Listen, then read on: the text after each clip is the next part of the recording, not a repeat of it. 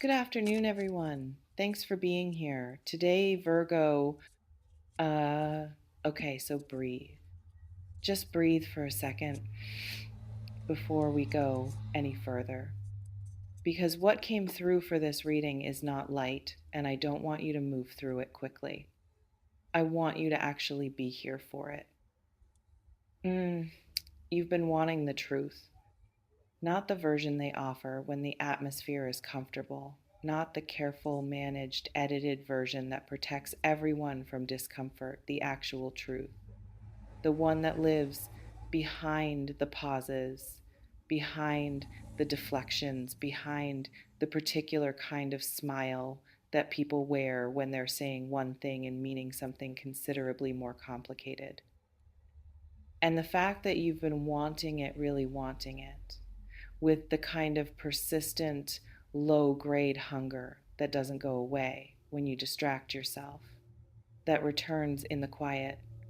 Like a question that refuses to stay rhetorical tells me something important about where you are right now. It tells me that some part of you already suspects what the truth contains, and that the wanting isn't really about information. It's about confirmation. It's about finally having solid ground beneath a situation that has kept you in suspension for longer than you should have had to stand there. Let me tell you what happens to a person who lives too long without truth in a relationship. And I mean that word broadly, not only romantically.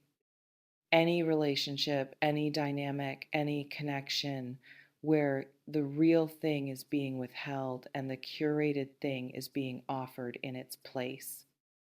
What happens is subtle at first, a slight miscalibration between what you feel and what you're being given permission to feel.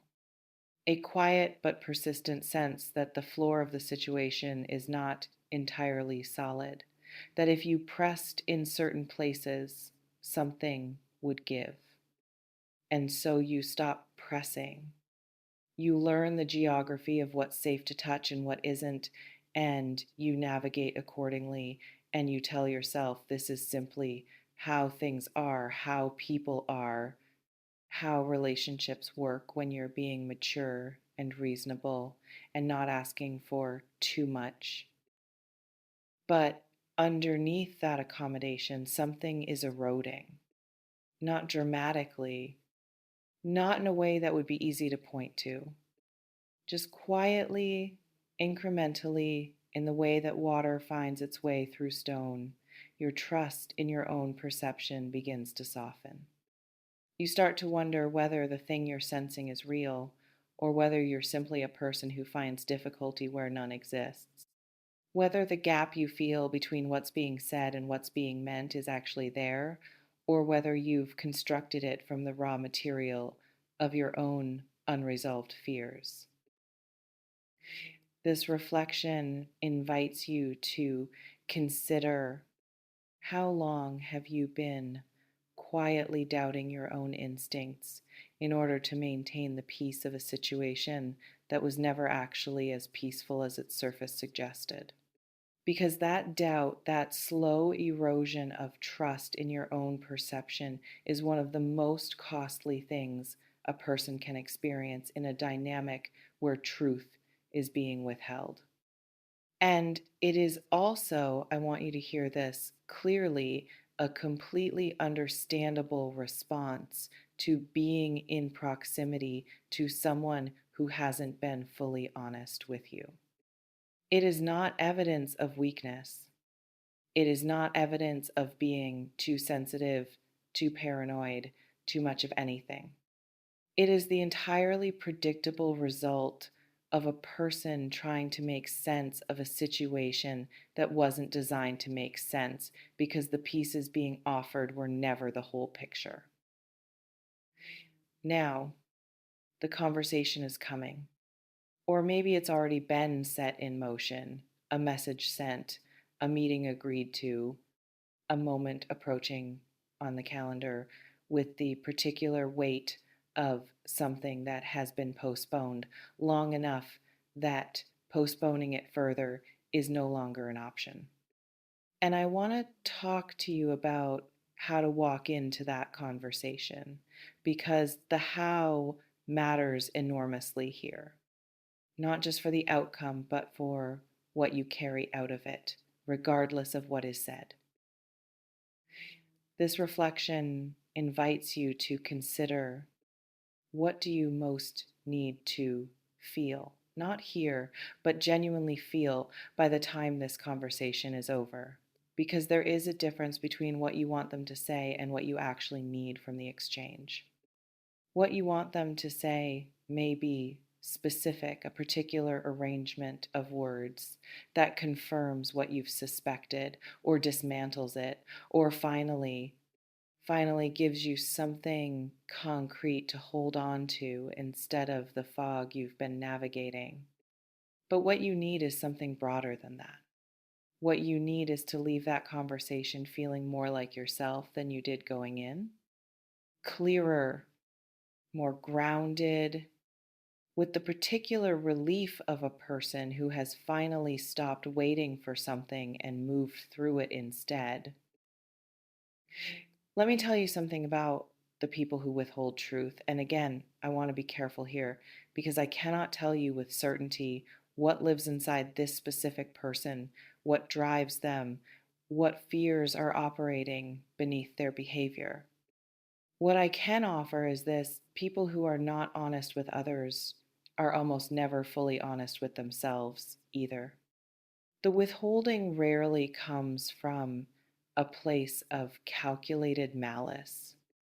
More often, it comes from a place of profound discomfort with the consequences of honesty, with disappointing people, with being seen as the source of pain, with having to inhabit the full complexity of who they are in front of someone whose opinion matters to them.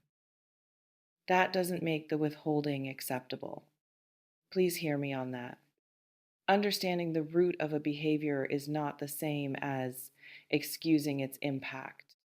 You are allowed to hold compassion for someone's limitations and simultaneously hold firm to the fact that those limitations have cost you something: real time, peace, the clarity you deserved and didn't receive. This reflection invites you to consider, if this person were finally honest with you and what they said was not what you were hoping to hear, have you given yourself permission to survive that and even in time to recognize it as the gift that honesty almost always turns out to be? Because this is the part of wanting the truth that people rarely prepare for. We prepare for the confrontation itself. We rehearse what we'll say, how we'll respond, the measured and composed version of ourselves we'll present when the moment arrives. But we rarely prepare for the full spectrum of what the truth might actually contain. And the truth is rarely simple. It is rarely clean. It does not always arrive in the form that serves us most conveniently. Sometimes the truth is uncomfortable in ways that require us to revise not just our understanding of the other person, but our understanding of ourselves, of what we were willing to accept, of what we told ourselves we were okay with, of the places where our own clarity failed us because we wanted something so much that we were not entirely honest with ourselves about what we were seeing. And I say that not to add weight to what you're already carrying, but because I think you deserve to walk into this conversation with every part of yourself available, including the part that is willing to receive something difficult without collapsing into it, including the part that knows whatever is said, whatever is confirmed or dismantled, you will not be diminished by the truth. You will only be clarified by it. There is something I want you to think about in the hours before this conversation happens.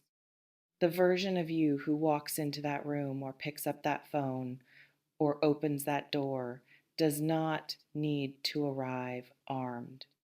You do not need to construct walls or practice detachment or find a way to care less in order to protect yourself from whatever is coming. The armor is understandable, but it may actually work against you here because the truth, when it finally surfaces, tends to find its way past armor anyway, and when it does, the armor simply makes the impact harder to process. What serves you more in a moment like this is groundedness, the particular steadiness of a person who knows, not arrogantly, not defensively, but with a quiet and unshakable certainty, who they are, what they deserve, and what they will and will not accept, regardless of what the other person says or doesn't say. That kind of groundedness cannot be argued with. It cannot be manipulated or deflected. It simply stands present and clear, and it changes the entire atmosphere of a difficult conversation. This reflection invites you to consider, what does being truly grounded look like for you, specifically in the context of a conversation that may ask something difficult of you. Some of you watching this need to hear something before you walk into this exchange. You are allowed to ask direct questions. You are allowed to refuse the deflection, the subject change, the sudden humor that appears whenever a conversation moves towards something real. You are allowed to say, I need you to stay here with me in this because I deserve a real answer. And if a real answer doesn't come, if the withholding continues, even when you've made your need for honesty unmistakably clear, that too is a truth. Perhaps the most important one, because sometimes the truth that sets us free is not the one we were asking for. Sometimes it is the truth of a person's unwillingness or inability to meet us in the honest space we've been trying to create. And recognizing that truth, sitting with it, letting it mean what it means without softening it into something more bearable, is an act of profound self-respect. This reflection invites you to consider, if this person's response to your need for honesty is yet another layer of evasion, what does that tell you about what this connection can actually offer you? And what does it tell you about what you deserve to find elsewhere? The conversation that is coming is significant, not because of what they will say. I genuinely cannot tell you what that will be, and anyone who claims they can is offering you something other than truth. It is significant because of what you are choosing by showing up for it to declare about yourself. You are declaring that you are someone who no longer accepts the managed version, someone who is willing to sit in the discomfort of honesty rather than the false comfort of evasion, someone who values their own clarity enough to pursue it even when pursuit is frightening. That is not a small thing. That is, in fact, everything. The power is yours. It always has been. Not the power to make someone tell you the truth. You cannot reach inside another person and rearrange their willingness, but the power to decide what you do with whatever they offer and what you decide it means about the space they are allowed to continue occupying in your life. You wanted the truth from this person. Prepare for this conversation, not eventually.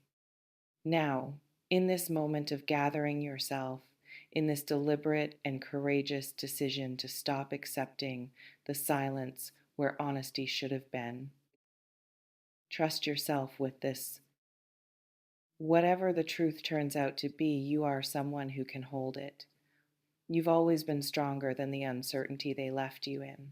Before you go, I want to hear from you in the comments. What is the one question you most need an honest answer to? The one that has been living in you longer than it should have had to? And how do you personally prepare yourself emotionally and mentally before a conversation that truly matters? Drop it below. I read every single one, and this space is yours. See you in the next one. And listen, walking toward the truth, even when it frightens you, is one of the bravest things a person can do. You are already braver than you know.